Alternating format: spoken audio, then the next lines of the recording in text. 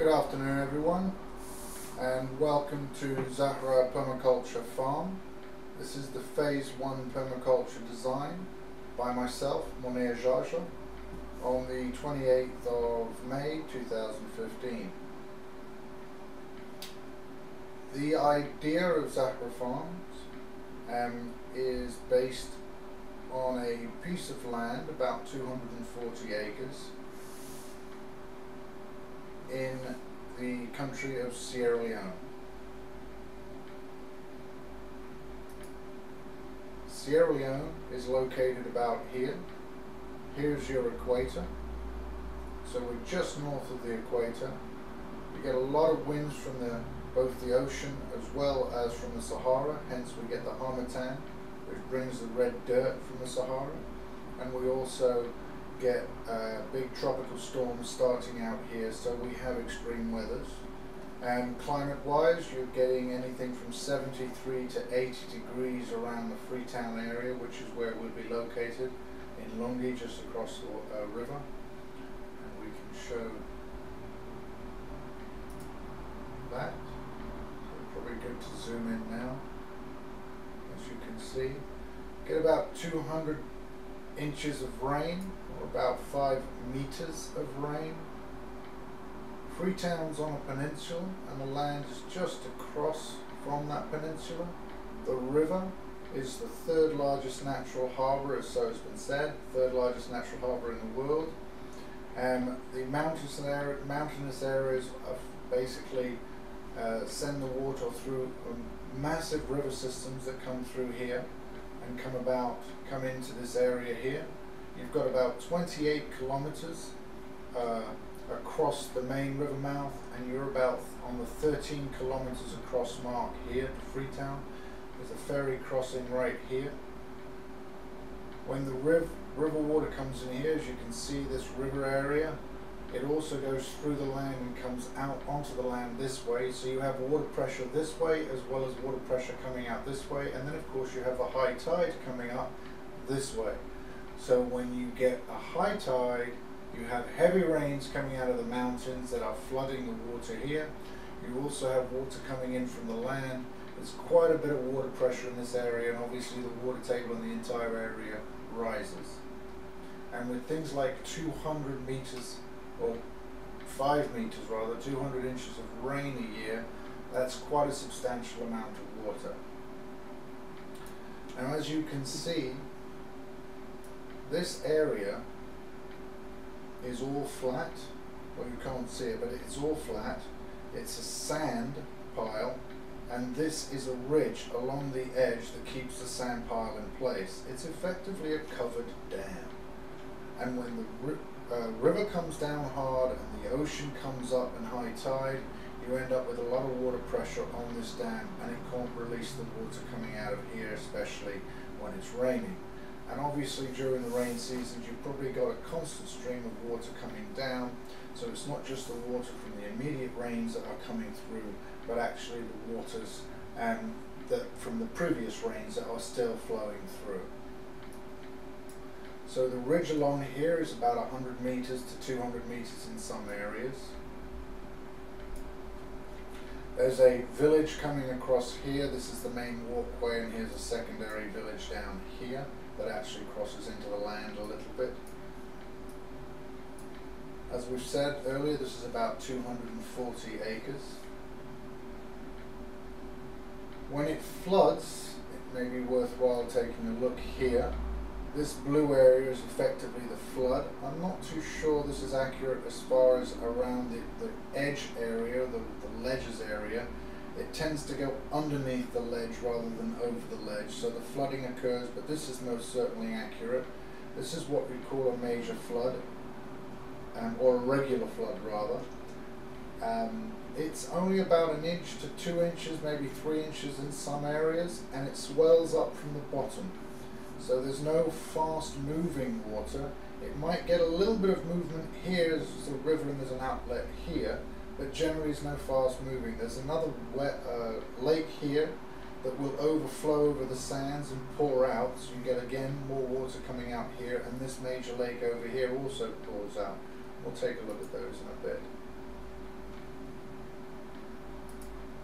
So here are your major points of water. Your swamp, you have a swamp area mainly because of the thick trees, palm trees that have dropped their leaves and created this. This is the level of the water of the land, I'd say, or probably the most accurate level, and it probably goes right across underneath all this until it gets up to here. This is the highest level water. This water will recede to be just over this area alone, and this dries up, and although it's only about a foot or two below the surface pretty much all year. This doesn't actually exist. It's usually basically stagnant water when the whole land is full, but then you may have a little bit of water trickling down, and there is a little gully in here that cuts its way into the sand, probably because somebody dug a hole and then it started flowing, and then it cuts out here and it flows out here too as a river. So it empties here as well. But nothing here is fast moving. If it moves, it's not visible. It's visibly moving. So this is the upper stream, as we'll describe as we go through. These are two areas where there is a body of water about 1 meter or 2 meters wide that effectively sits there during the rain season and almost like a swale. But there isn't a big enough hill on the other side to actually call it a swale. It's basically more of just a ditch. This river, the stream, upper stream, is probably about 10 meters wide in some areas and can go to as small as 1 meter wide or 2 meter wide. Here at the crossing, where you could call it a kind of a bridge here, it's about 2.5 meters wide. And this is the point where you'd have access from a car and then you can drive over. Even when there's water on the land, it's never more than 4 to 5 inches, maybe 6 inches or a foot in some areas, particularly maybe here, but it's easy to cross in a car and get over. Foot traffic comes across most of the time. It may get up to just above your knee in some areas, in the swampy areas, but that's because you're sinking into the mud. And when we put the contours on, you can see that even from here you can walk along the high ground and get pretty far along to actually get back to the village. And these are the high ground areas, and this is the low ground. There's the highest ground and the lowest ground. We're not too sure if these are accurate. This could be some low ground, as the path that we walked was along here, and we may have missed this as being as a particularly low ground. It could be just less vegetation. There is a 3 meter accuracy here, so 3 meters on a land like this would create a lot of inaccuracy. Here we have the highest trees, and that could be why we're seeing it as the highest ground. And until the survey is done, we won't actually have true accurate contours around here. But in all, we can understand in the areas that we want to work in initially, we can understand exactly what we need for now. Here are the zones we're proposing. Zone 5 stays here. All the zones have beach access. There's a reason for that we'll describe later. Zone 2 extends rather far because we want to continue artisanal farming. We'll explain that a little later. And Zone 1 is predominantly here because of what the requirements are around the aquaponics structure that we intend to build in the future here, but it won't necessarily be part of the actual design in the initial phases. And we'll go through the requirements in a bit. To go back to here, you have a village here and you have a secondary village here. The high level and long-term design is to build a permaculture area, a permaculture farm across it, convert this desert kind of land into, by increasing the edges, stopping the coppicing of the trees. These are a fruit tree that's used for smoking, and they cut it down quite a bit here, and it's probably causing a major problem as far as the regrowth of the land. There are also major fires that come in and generally flow this way or this way because of the harmattan breezes, winds, including a fire and a particularly hot day. And then you have excessive water that drowns a lot of the trees that would otherwise grow there and could probably handle the land, and because they're underwater too much. So by increasing the edge of the flat land, by making swales, making specialized swales, we can slowly develop the actual fertility of the soil. Now we do have artisan farming going on here and here, and this is from the village. They felt that nobody's here, so they've taken over here and they've done a little bit here. Here in the dry season it can become brackish, and you can see where abandoned farming has occurred along here, because the brackish water, the salt water, will push its way in on a high tide, especially when the water table is particularly low. The tilapia in here and here don't mind that at all, and the tilapia in here don't get affected. The problem with the artisanal farming along here is that they again cut down trees rather than moving the farms out a little bit further, or the farming area out a little bit. They keep continuing to cut the trees down. The problem with that, and we can understand why, they have to carry their water in buckets, and a lot of times it's the children that have to carry the water, so to make it easier you keep the farm close to the water. What we may do in future is bring one of these foot treadle pumps. It costs about $130, and that could actually help stop that occurring, get them to move off the farm until we come into this area and start to use it as part of the design. And we can even show them how to farm this area properly, with pumps, with taking care of the trees, and hopefully once the tourism and the permaculture classes start going in this area, in our area, as it is our ultimate goal to create that, they would very quickly become part of that whole permaculture ideology and probably start to take care of this area much better, where it is in fact abandoned, because any attempt is destroyed. Now, one of the things we noticed is that it looks like people have tried it, and it probably works for a year, maybe even two, but then their use of fertilizers, their burning of the land instead of cutting the trees, their lack of creation of compost basically degrades the land very quickly, and then it doesn't work for the third year and fourth year and fifth year, and then everybody forgets and somebody new comes along and they try it all over again. And probably the caretaker of the land is the one who wins out, because they probably pay him a little bit of money to use the land to grow on it, and then 4 years later or 5 years later, the guys who failed leave and somebody else comes in and has another go. Around here again there's quite muddy earth, and they have tried to farm, and they seem to farm a little bit on their own, and it probably is rather successful, but it's still rather sandy, and they probably do deplete it rather quickly, and then they put a lot of fertilizer which probably kills the other stuff. They probably rip the weeds out and burn instead of cut. Again, no compost being used, so they deplete the soil very quickly again. So as you can see, in this area you can see where water has been stagnated, and it's probably black because it's pulled all the burnt grass into these areas as the lower, when the first rains came or the first floods, and then it all got sucked into these areas, and so that it stayed there. It is also because of where the water settles, and we've shown you the other graph, or the other covering where it settles. So from this we can move on to the zones again, and zone 1 as part of the requirements is where we'll be focusing our main design. So we'll move in here to zone 1. As you can see, we have beach access. We do cross the swamp. There is a little bridge made of effectively stones that come across here, so we do have access year round, and even when the water comes up we can still walk across it. And they've dug a little bit of a hole in here so that you can have fish year round to stop the swampiness and possibly bring down the mosquito.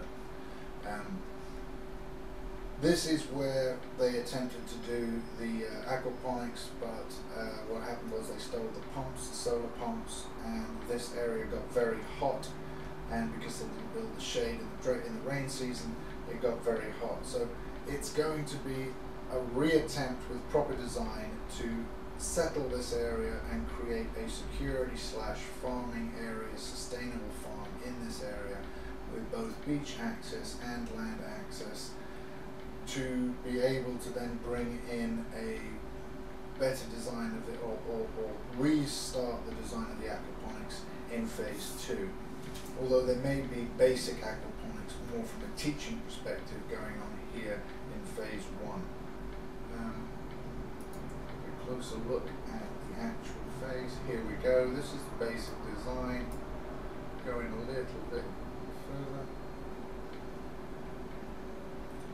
we'll show another picture of this as we go back further through, but it's just to give you a high outlook and orientation of where it is. This is a security hut, and it's been covered by a yam fence that actually goes all the way over the top for shading rather than rain. Here is your drying hut in the middle here, so that it gets sun back all the way through the day. These are the specialized swales that we'll get into a little bit further. There's 6 of them, and these will ultimately create the shading, possibly initiating with yam huts or yam fences as the bamboo and the other trees that we choose grow up through there. And there's little ponds and water reservoirs on the other side, the opposite side. They're not necessarily on contour because, as you can see, there's very little contour here and it's all flat land. One of the big things that happens here is when the rain hits the ground, it does not run, it goes into the ground, straight in. It goes straight down. So there's nothing, if you build stuff on contour, it will come in and stay unless you create some way to hold the water does not run. What it also does is waterlog the roots, so a lot of the plants that would normally be able to grow here and deal with this harsh environment can't, because they actually die out in the rain season rather than in the dry season.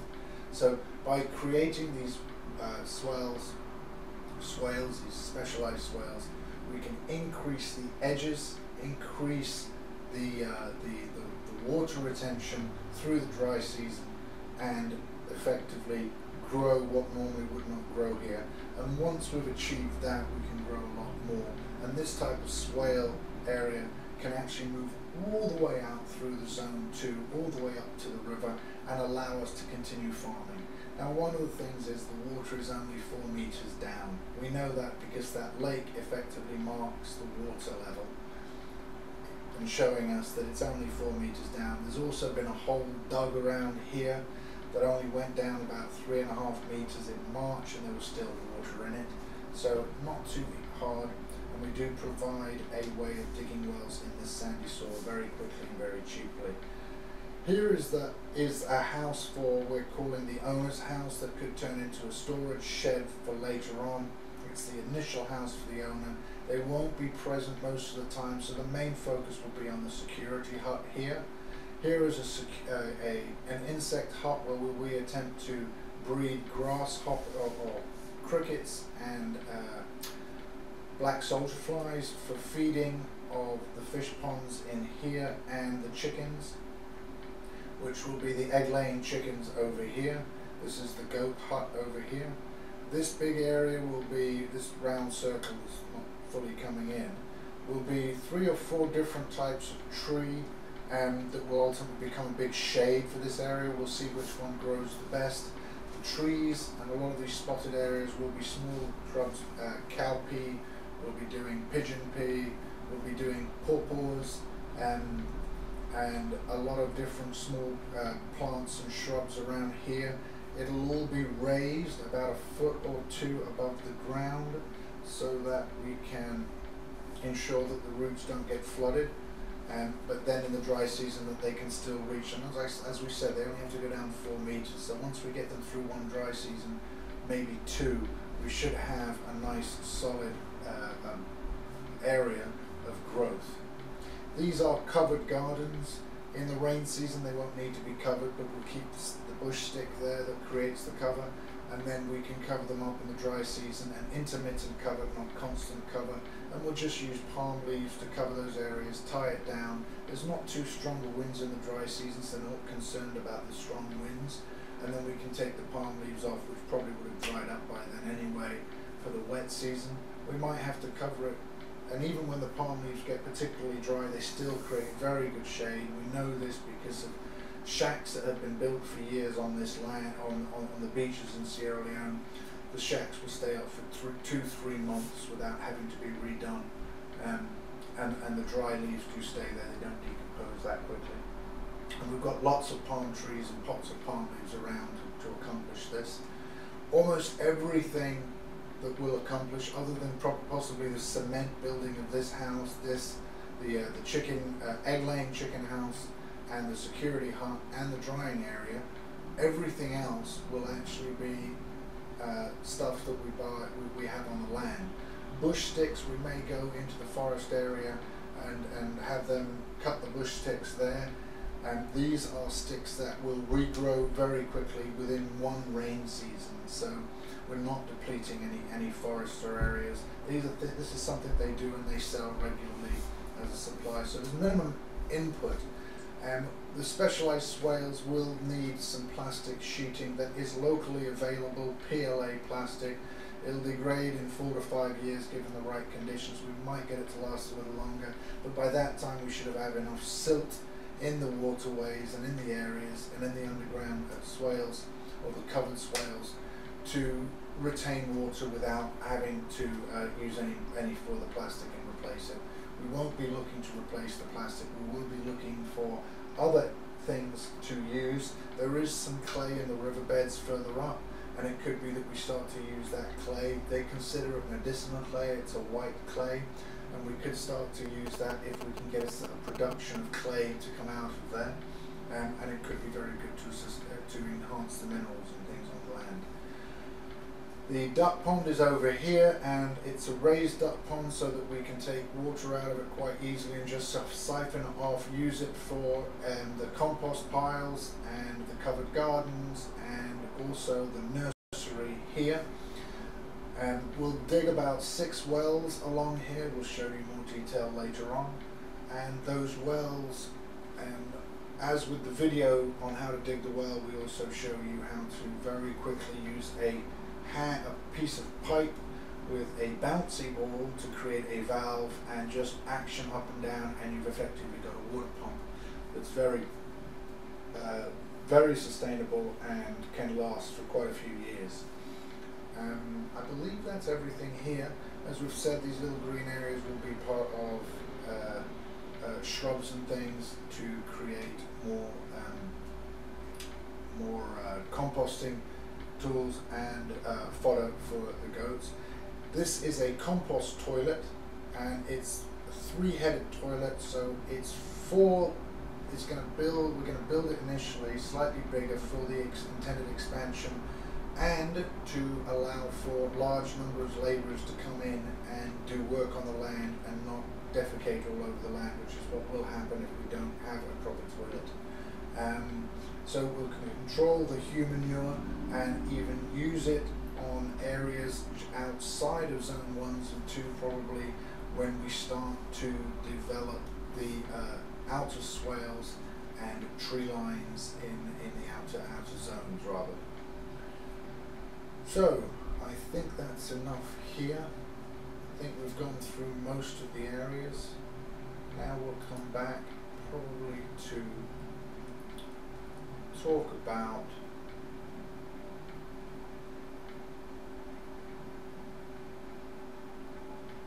the requirements.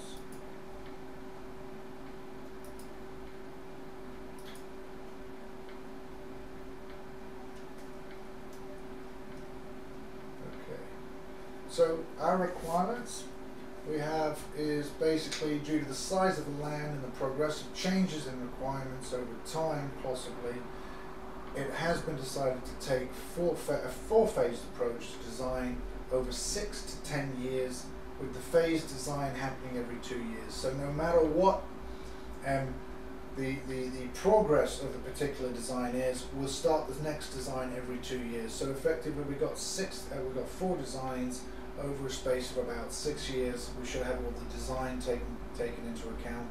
It's a nice way to do it because it allows us to do a focused design in the zone 1 initially, and then take in what we learn in that design into the further designs and into the outer edges, and create those the larger concept over the next 10 years. Some of the constraints: any water that's above ground must be deep enough to sustain fish year round, as malaria is a major concern. So rather than increasing the possibility of malaria by creating large ponds, we're going to decrease it by either putting fish in any ponds we do, or we don't bring the water above ground. We leave it under the ground as we are sitting on a covered dam. The owner will not be present continually for the first 4 years, therefore the security hub will be the main focus. I think we discussed that earlier. Major earthworks should occur in phase 2 for financial reasons. So this will mean that a lot of the swaling and possible ponds that we create and pond liners and things like that will come in the phase 2, which we'll design for then. A separate building should be established for the owner, which will become a storage area. Then the second owner residence will need to be established in phase 2. That will also become a centre for the ecotourism village. And finally, a big house near the large lake will be part of the last phase. Each new house will require its own zone, a kind of a zone 1, so that it becomes self-sustaining, so rather like the security. There's enough land there, there's enough room to do that, and each one won't necessarily have to be it'll be a type of a zone 1, so we'll create a zone 1 aspect around it, so it's self-sustaining in and of itself, with obviously shared input from the outer zones. So for phase 1, we're trying to create a self-sustaining security using covered swales and small handmade dams. There are 2 areas where we can show dams very quickly. Indigenous farming in the upper ends by the upper stream or river. Food preservation would be a major aspect. Aquaponics development, we're saying will be a separate project going on for a minor aquaponics, again as a test to see if with the aquaponics and security it will work, but it won't be a major part of the phase 1 design. It may be integrated into phase 2, but it's not going to be the actual phase 1 design. The phase 1 is mainly to create a self-sustaining security / indigenous farming and area of zone 1, and begin planting trees if time permits. We could also look at algae and duckweed ponds in some of the smaller ponds around the swale areas, if we can convert some of those waterways into algae or duckweed ponds as an added input.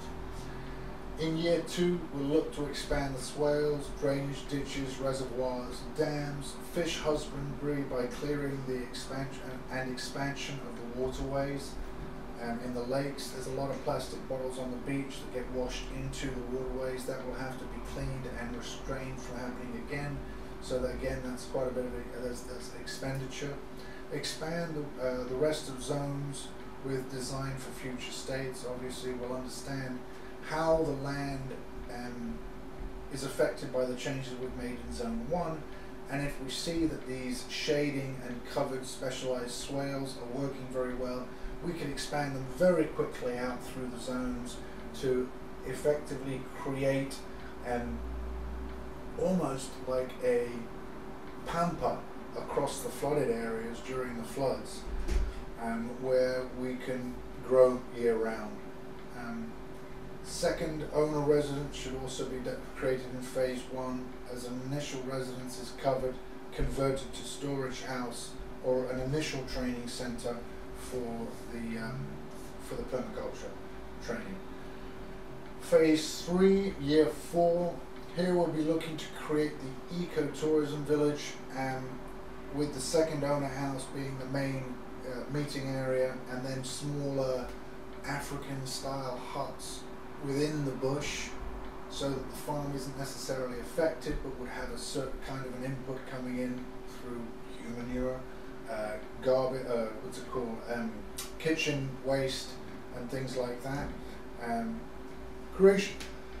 This will also become a permaculture training centre for locally and possibly international, as it would be a cheap place to live or stay for a time, and actually become part of a permaculture design as well as the training on its own, and creation of local training centre for all ages. One of the aspirations is to start training trades and things closer towards the village areas, so as to increase the economy in the area, in other areas, but predominantly things that are agreeable to the permaculture design methodology. Year 4, we're looking finally for the big house, saltwater fish farming, seaweed farming and boat building. So here we're looking to unite what we've done on the land and then bring that same permaculture mentality out to the sea, with fish cages being fed with food that's made on the land, and then of course that fish can get harvested and brought back and gutted and put feed back into the land and for fertilizer, and then sold as with fish, dried of course. And by creating this type of permaculture fish cages as opposed to just catching fish, we could also enhance the fishes in the area by doing some fish breeding, because we'll have an excess and abundance of food, so that we could also feed the fish, bring them up to a certain level and then release them. This would actually give them a much better chance to survive in the area and hopefully increase the whole fishing. The owner was part of a fisheries in the States, and so understands the relevance of ensuring that the fisheries are kept properly.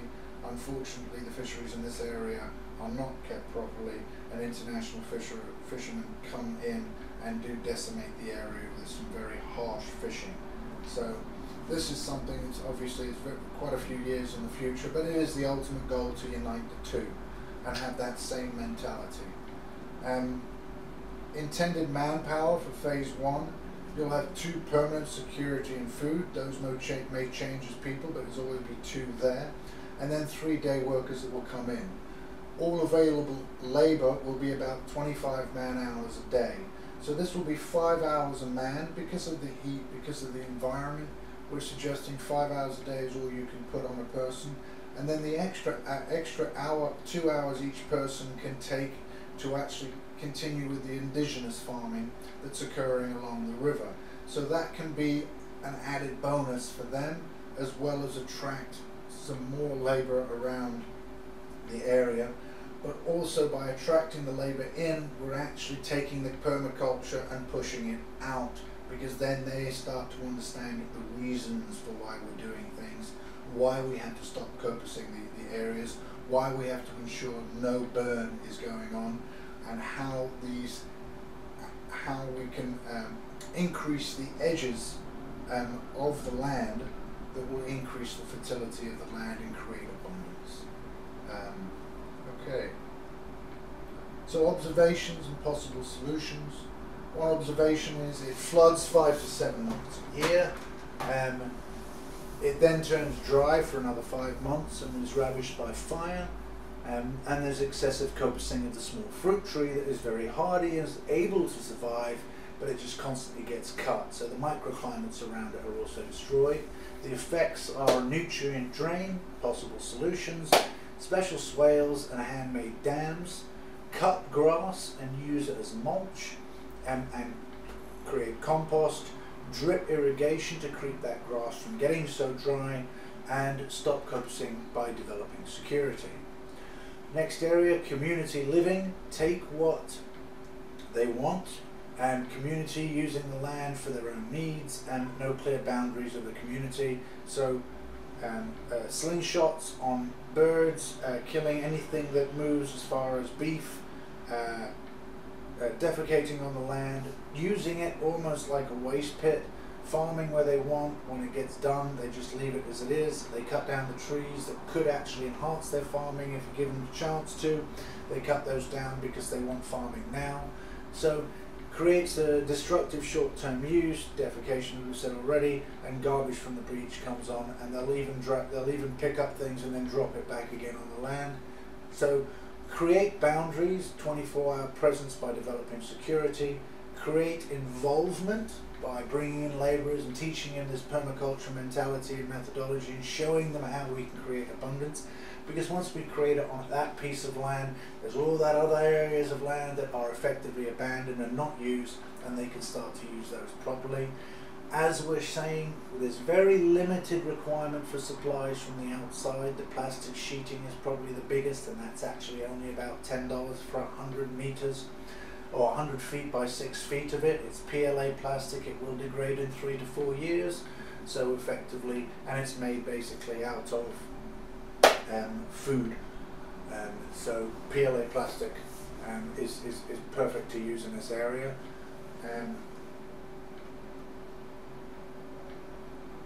We have actually, we will actually bring the possibility of creating a plastic-like substance out of vinegar and starch, which could also be used to create water retention if we can find enough starch in the area.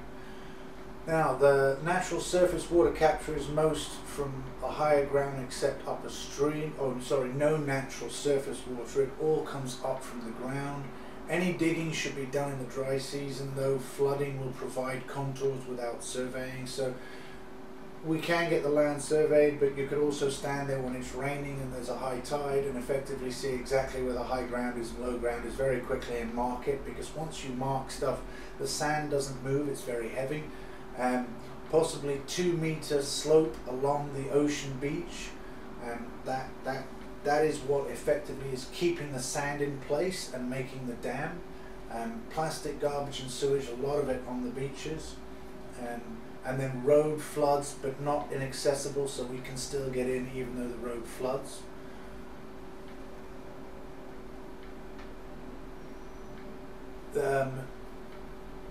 In rain and digging, so we suggest that we mark things in the rain season and dig in the dry season. Water runs underground, roots hold the slope, so that whole slope is held actually by the water going under the ground and the trees being fed. Low waterways are not usable because of the garbage. Currently we can't use the low waterways, and foot access only during floods. So as soon as the flood stops, 4 to 5 hours, 6 hours later, the tide goes down and the flood is effectively finished. Now, for the water that doesn't naturally stay to the surface, we can use pond liners, PLA plastic sheeting. What we would want to do, if we don't do it deep enough to keep fish and put aerators there, we will want to cover that water again with sand, so that actually it's water and sand sitting in the pond liners and the plastic sheet, so it's a covered, almost like a high-level covered dam kind of thing. We could then build a swale on top of it, which the water would fill the swale, and then we can put water into that area from the wells. Compacting grass, we can try and attempt to do compacting of the grass to create water retention as well. And as I said earlier, if we can find enough cheap starch with a little bit of vinegar, we may be able to produce a kind of a plastic that would also retain water. And of course we can dig wells. The idea in phase 1 is to use 6 pieces of the plastic, which is $10 a piece, a roll, for creating those specialized swales, but predominantly put wells in the area, because ultimately we've already got the water, it's just a little lower ground and we can access it at any time with the right wells. Manual pumps, not a big problem, we can get quite a bit of water out, and occasionally during dry season we may fill up a few of the bigger waterways that we'll create and we'll explain later, so that we have readily available water for the animals and other creatures, local our animals, as well as say birds and things that may need to come into, we would want to increase in the area. We'd want to foster trees along that ridge and actually get that ridge to get bigger, so it becomes a better holding of the water. And if we could find a use for plastic bottles, that would certainly turn a problem into a solution. That would be great. It could be that we look for a way to recycle that plastic into, say, possibly turning it into a fuel of some kind. Ensure heavy supplies are timed appropriately once earthworks commence. Make road along the natural high ground. So we may, once we start in phase 2, create a roadway, but initially we can just time it so that when the water is low, in other words, At low tide, that's when you cross with all your produce. Most of everything we bring in, we will have very little input into the land. That is one of the big positive about this. We'll have very little input. And if we do need to create input, we have ocean access to Zone 1, and it's very easy to drive a local fishing boat right up onto the beach, and we have access effectively to the city where we can buy goods and bring it right in without having to go around. So the orientation, as we've said before, we're on the equator. We will get fire from the south. The winds, although the winds come from the north, it seems to be that when things start burning, it seems to suck in from the south, and it always comes from the south to the north as far as the burning goes. We get strong storms coming from the west and the southwest in the Harmattan, in the wet season, tropical storms. And this is where the main upper stream, and the main upper stream tends to flood from here and come this way. Although, as we said, there's really no water movement, but you can just tell that this part of the land around the stream is where the flooding majorly occurs, because it tends to sink underground before it gets to the ridge. And of course you've got ocean breeze in the afternoons pretty much year round, that once they come through the cool bush are absolutely fantastic, and hence that's why if you can have a nap during the afternoon, it is very necessary, because places may not cool down until 10, 11, 12 o'clock at night, sometimes even 1 and 2 on particularly spectacularly hot days. The land does get probably about 10 to 15 degrees hotter than the rest of Freetown, which goes to about 80, 81, 82 degrees Fahrenheit.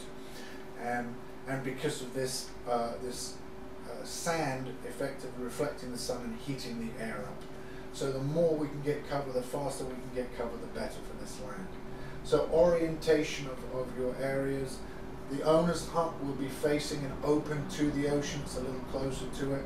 The security hut, the main door, faces the ocean, and then you have the covered yam fence over it, so that there shouldn't be any direct sunlight once after we've gone through one rain season. There shouldn't be any direct sunlight on the security hut. And even before the security hut is that the yam fence is built, we can put palm leaves over the roof, so that we don't get any direct sunlight on the roof, and attach it to the fence that's actually covering the roof, goes over the roof and down the side. So by stopping the sun from directly hitting the security hut, you will have security that can actually relax in the evenings and not stay up. The other thing is, in the day, if they can sleep during the day for 2-3 hours, you have people who are more alert during the day. And that security detail will change regularly, so it's not the same 2 guys having to work during the day and then stay at night. It can be a bit of a harsh environment, but it can be one of the quietest areas, and so it can be very relaxing, in fact, so easy to fall asleep. Theft and things will occur at night, but in general, if we can bring the community in, make them a part of this permaculture design, get them to understand, see it as an income value to their own way of life, that need for security and will turn more into a farmer than a security. And in fact, it's much more the presence. The theft usually occurs when there's nobody on the land, or somebody goes away and there's only one person left on it. So by creating a sustainable security where people don't have to leave, there's no real need for intake other than to visit family members, and having 5 people rotating, it does seem like that it should be able to work and sustain itself and grow within the first year or 2 to bring us into phase 2 and prove that the concept works. The land profile, as we've said before, I've put in the zones just so you can see how our zones actually extend further and further across the land, with zone 5 going all the way across the top. We've got permanent water in the top, and this is the water table. This is how we envision the water table being at the bottom. This is probably the lowest piece of the land. It's almost parallel with the ocean, especially when they're high tide. So this water, fresh water, is pushing out constantly, and obviously when that water table goes pretty low, that salt water can push back. We do know there's red soil because when we dug the ground in, we did see red soil, and we did dig in here, I think around this type of area, and we did get to red soil. This soil around here is very black, and it's very good. It was actually used on the beds, however it got too dry because it got too hot, so they were abandoned. And this is the area that does some of the flooding around here, and this is where they're doing their farming. For some reason they don't farm on this side, not quite sure why. There's a few areas with beds, but it could be just because it's closer to the village and everybody can see you farming and know you're not supposed to. But not too big of a concern. It looks like it's been abandoned, and there was nobody there for the 8 months when we had during our observations. This is effectively shows the covered dam. This ridge holds it in and holds the water in, and this is where the water comes up and floods because it can't drain out fast enough. So next we have the design. We'll discuss the design